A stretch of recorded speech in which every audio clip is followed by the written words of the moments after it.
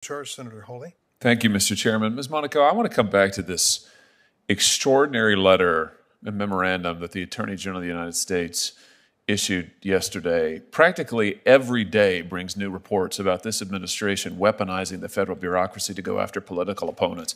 Frankly, I don't think we've ever seen anything like it in American history. I mean, for those of us who missed the McCarthy era, I guess this president is intent on bringing it to us, but with new force and new power and new urgency, unlike anything we've ever seen. Are you aware of any time in American history when an attorney general has directed the FBI to begin to intervene in school board meetings, local school board meetings? I'm not aware, and I'm not aware that that is not going on. Let me be very, Really, very this clear. isn't about local school board meetings? That's not the subject of the memorandum? I thought that was in the memorandum. The memorandum is quite clear. It's one page, and it asks the U.S. attorney community and the FBI special agents in charge to convene state and local law enforcement partners to ensure that there's an open line of communication to address threats, to address violence, and that's the appropriate role of the Department of Justice to make sure that we are addressing criminal conduct and violence. At local school board meetings, let me just ask you this. Is parents waiting sometimes for hours to speak at a local school board meeting to express concerns about critical race theory or the masking of their students, particularly young children?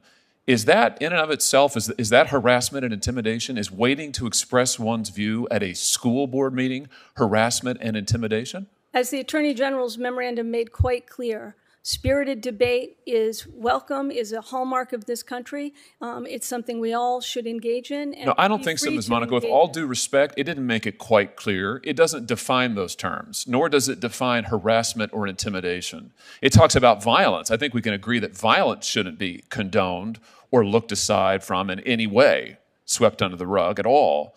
But harassment and intimidation, what did those terms mean in the context of a local school board meeting? I mean, this seems to, in the First Amendment context, we talk about the chill to speech. If this isn't a deliberate attempt to chill parents from showing up at school board meetings for their elected school boards, I don't know what is. I mean, I'm not aware of anything like this in American history. We're talking about the FBI. You're using the FBI to intervene in school board meetings. That's extraordinary. Senator, I have to respectfully disagree. That is not what... Point me to an instance. The Attorney General's memorandum made quite clear that violence is not appropriate. Spirited public debate on a whole range of issues is absolutely what this country is all about.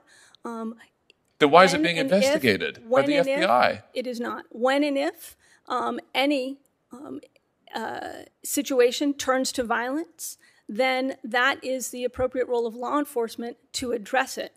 The memorandum covers more than violence. It talks about intimidation. It talks about harassment. So I'm asking you to draw some lines. We do this all the time in the First Amendment context. This is the sum and substance of First Amendment law, so I expect that you'll be available and willing to do it now. Tell me where the line is with parents expressing their concerns, waiting for hours in these school board meetings. We've all seen the videos. This happened in my state.